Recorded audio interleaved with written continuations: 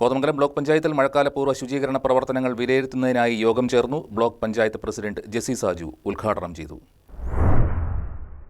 Kothamangalam block പഞ്ചായത്തിൽ മഴക്കാലപൂർവ്വ ശുചീകരണ പ്രവർത്തനങ്ങൾ വിലയിരുത്തുന്നതിനായി ചേർന്ന യോഗത്തിൽ വിവിധ പഞ്ചായത്ത് പ്രസിഡന്റുമാർ, ആരോഗ്യകാര്യ സ്റ്റാൻഡിംഗ് കമ്മിറ്റി ചെയർമാൻമാർ, ഹെൽത്ത് ഇൻസ്പെക്ടർമാർ തുടങ്ങിയവർ പങ്കെടുത്തു. ബ്ലോക്ക് പഞ്ചായത്ത് പ്രസിഡന്റ് ജെസി സാജു യോഗം ഉദ്ഘാടനം ചെയ്തു.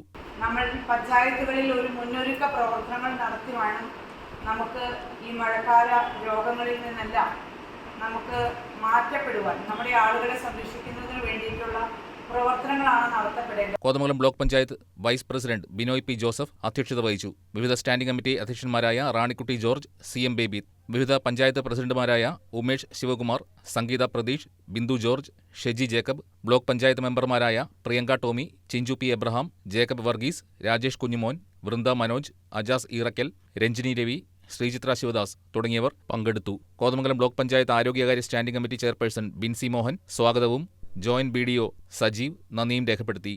News desk KCB news.